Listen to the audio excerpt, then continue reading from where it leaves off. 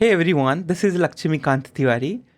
Most of you have been asking about the loop engineering through my YouTube channel and the Udemy channel as well. One thing probably you don't know, you have been using this loop engineering since quite some time. So today we will be demystifying that. So this is something which we have seen since so many years that is known as React Agent. That means region and thereafter take the action. So how this React Agent work? You have your model here and inside model you give an input and then your model decide whether it need to call a tool or not. Thereafter your model decide whether it has answered your question or not. If it has not answered, then it will keep calling the tool and it will keep doing this process until it has finished.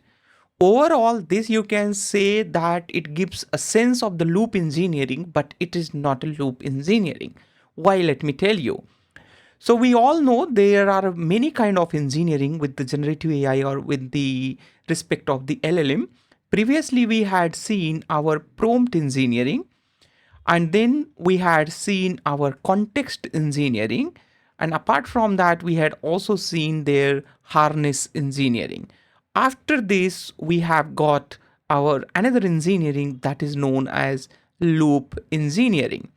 So the one thing you will notice here between all these four, so these three, what you see here, these three are applied here at the input side of your model or at the input side of your agent.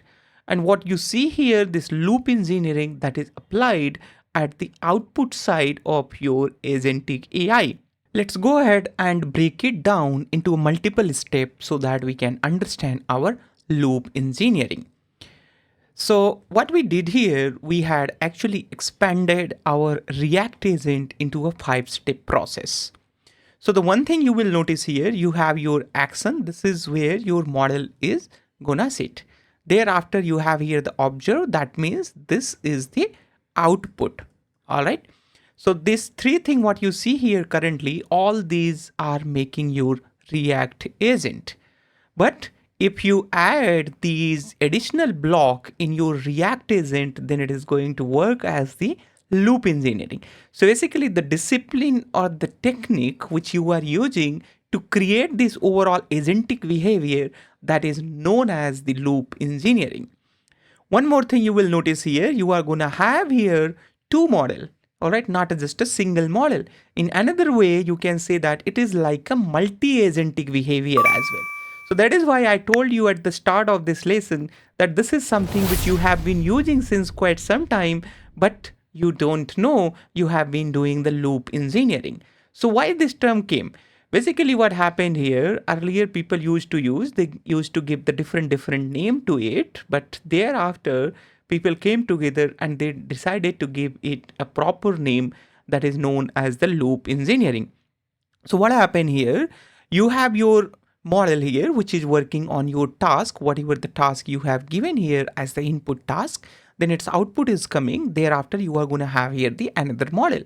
One thing you need to put here your attention on this particular part, not the model that acted. Basically you cannot use the same model. You cannot use the same model which was used to generate the output. You have to use here a different model. Why? Because if you use the same model for generating, if you use the same model which has used to generate this particular output, that same model is gonna give you always a biased answer for its output, because the same model cannot evaluate itself. That is why we are going to have here the separate model. So the separate model is going to decide whether the output of this particular model is correct or not. If that output is not correct, then it is going to give here the prompt. Basically, it is going to give here the prompt, and then this model is going to rework again on the particular problem statement. So overall, people have been giving it's a name that is known as the self-prompting. So what happened here? Let's say you have designed here a system. Again, think about this. Self-prompting is not like agent is going to self-prompt itself. That cannot be done, because as you see here in this diagram, a single agent cannot work on this part. So self-prompting, I would say that here, if you have created here a solution, in that solution, you have a two agent, agent one and the agent two. First prompt comes from you as the user. Thereafter, this agent 2 can self-prompt to the agent 1. Basically, this overall solution can self-prompt itself where multiple agents are working together and they are improving its output. Apart from that, one more thing here is very important in case of the loop engineering. Earlier, what used to happen, our agent actually maintains its memory and observation, everything in the state. But in case of this loop engineering, what you do here, you maintain all memory, everything outside of the agentic state, so that if you have your multiple agents here, they can share these things here. So basically you have your agent 1 which is working, then you have your agent 2. All these agents can share this information so that this agent 2 can create a correction prompt and this agent 1 can correct itself. All right, everyone. So this is all about in this lesson. I hope you have liked this video.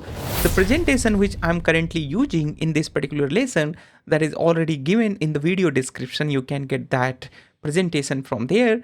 And also please don't forget to subscribe this channel. In the next video, I'll be bringing the graph engineering so that you can keep yourself up to date.